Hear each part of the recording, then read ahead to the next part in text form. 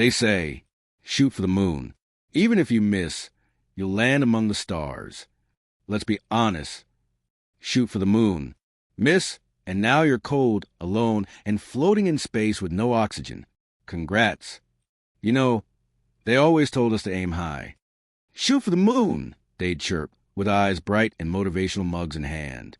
And for some reason, everyone around me just nodded, like that was the most profound thing ever uttered. Nobody ever paused to ask the obvious question, what if I miss? What if I actually do shoot for the moon and, surprise, I'm not an astronaut, not a physicist, not even particularly good at math, and I missed by a few 100,000 miles. That, my friends, is how you end up floating lifelessly in the vacuum of space, clutching a vision board that says CEO by 30 as your oxygen levels drop to zero. So let me tell you a story. A long one. The kind they don't print in daily devotionals or stitch into Etsy wall art. This is a story of people who believed, who dreamed, who vision boarded themselves straight into mediocrity, burnout, and cosmic irrelevance. Because here's the thing about aiming for the moon.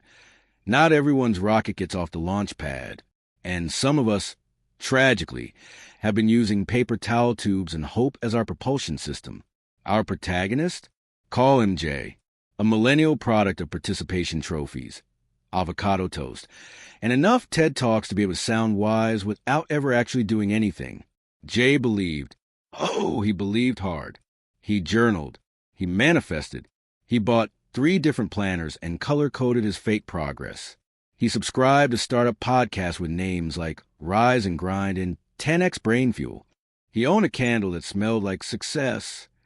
Jay had never actually built anything, but he had ideas. Big ones. Apps to revolutionize coffee ordering. Platforms to connect left-handed copywriters. Subscription boxes for dog influencers.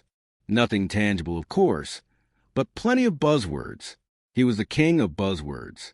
And every time a plan fizzled out like a wet firecracker, Jay would sit down and rewatch that one Matthew McConaughey speech from Interstellar and mumble, "Shoot for the moon."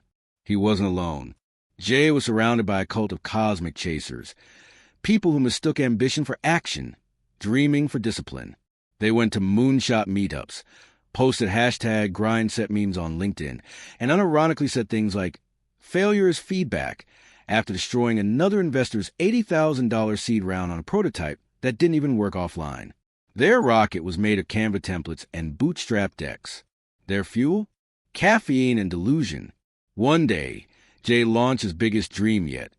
A startup called LUNR, no vowels because that was trendy, an AI-powered emotional support app for founders who had burned out chasing previous bad ideas.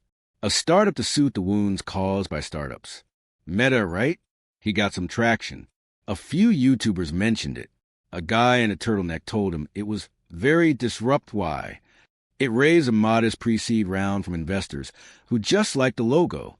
Jay was back in orbit. Then came the crash. The servers failed. The AI turned out to be a repackaged chatbot from 2012. Reviews tanked. People wanted refunds. And Jay, ever the moon shooter, posted a Twitter thread, now X, because the tech gods demand sacrifice, saying, "Failure is just another orbit. I'm coming back stronger." Spoiler, he didn't. His life became a floating graveyard of half-baked ambitions. At parties, he talked about iterations and pivots the way failed astronauts might talk about a hatch that never sealed.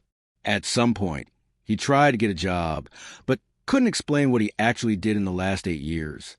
Vision doesn't show up well on resumes. By the time Jay realized he'd spent a decade missing the moon and drifting aimlessly among metaphorical stars, also known as other disillusioned tech bros, he was alone, not broke, just empty, a shell of buzzwords and coffee-stained turtlenecks. And yet, somewhere deep inside, a little voice whispered, "But maybe next time."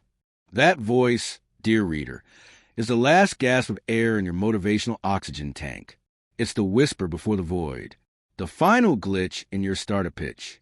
So next time someone hands you a quote like, "Shoot for the moon," ask them what happens if you miss. Ask them how many broken people they left floating in the cold darkness of reality while they climbed the motivational speaking circuit. Because sometimes, if you miss the moon, you don't land among the stars. You just miss, and all you're left with is a bunch of recycled quotes, a broken vision board, and a dream so far out of reach that it became your prison. That's the story. Not a TED Talk, not a comeback arc. Just the brutal honesty of a guy who mistook ambition for ability. But hey, at least the stars look pretty from out here.